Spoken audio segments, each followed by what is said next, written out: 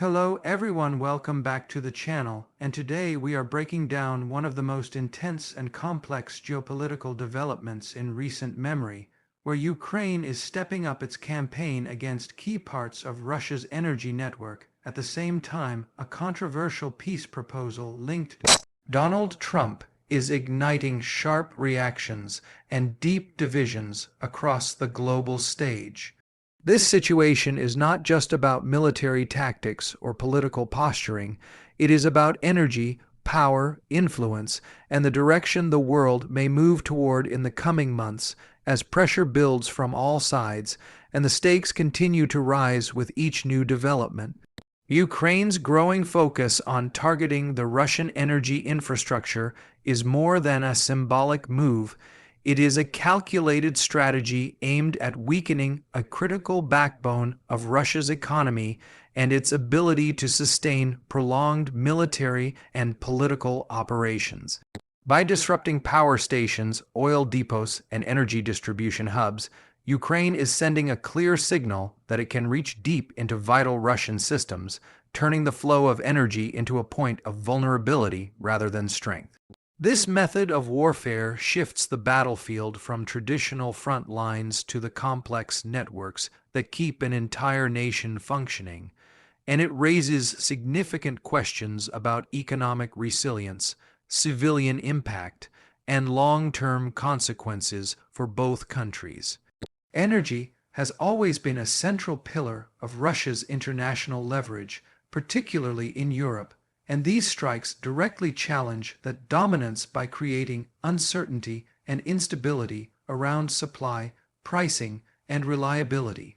As Ukraine escalates these operations, the ripple effects extend far beyond the immediate conflict zone and begin to touch international markets, global alliances, and the everyday lives of millions who rely on stable energy resources.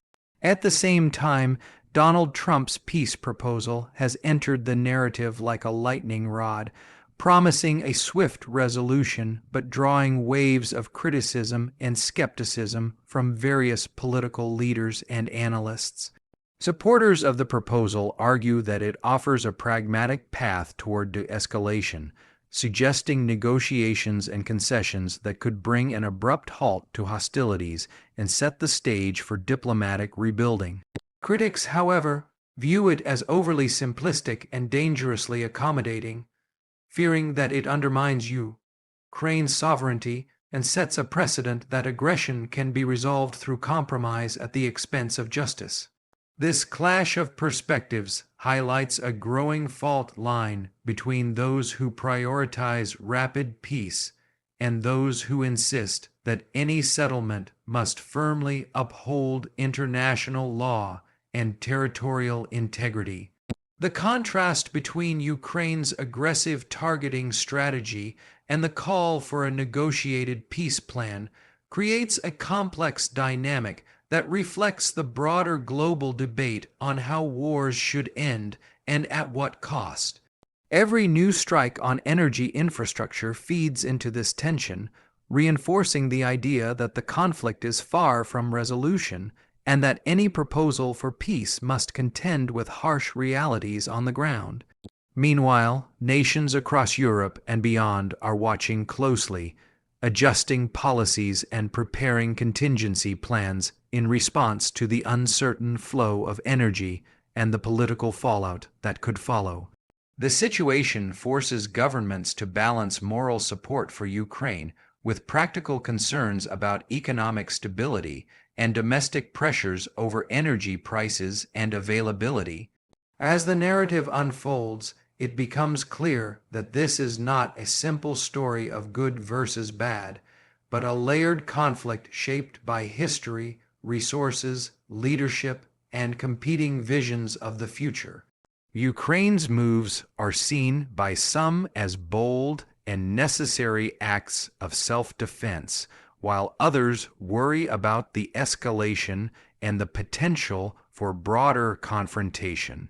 At the same time, Trump's peace proposal continues to divide opinion, with some praising it as bold leadership and others dismissing it as political theater with dangerous implications. The media spotlight intensifies the drama, framing every development as a critical turning point and amplifying the voices on both sides of the debate. Behind the headlines are real-world consequences, from families dealing with power outages to businesses struggling with uncertainty and governments recalculating strategic priorities. The energy battlefield is now as important as any physical territory, and control over it has become a defining factor in the overall trajectory of the conflict. As Ukraine continues to pressure Russian systems, the message is clear that no part of the war remains isolated or untouched by its broader implications. In response, Russia faces the challenge of reinforcing its defenses while maintaining the outward image of strength and control, a balancing act that grows more difficult by the day. Across the Atlantic and throughout global power centers, discussions intensify around whether peace should be driven by negotiation, deterrence, or sustained resistance. Trump's proposal sits at the heart of this discussion, forcing leaders and citizens alike to reconsider what resolution truly means in such a complex and volatile setting. This ongoing clash between strategic offense and diplomatic overture captures the essence of a world struggling to navigate conflict in an era of interconnected systems and instant communication. Each development adds another chapter to a story that continues to define international relations and reshape alliances in unpredictable ways. The question that remains is not only how this conflict will end, but what precedents and lessons it will leave for future generations. As the situation evolves, every action, proposal, and countermeasure contributes to a larger narrative about power, resilience, and the pursuit of peace in a world marked by uncertainty. And as we continue to follow this unfolding story, it becomes more important than ever to understand the deeper currents driving these events and the profound impact they carry for the global community.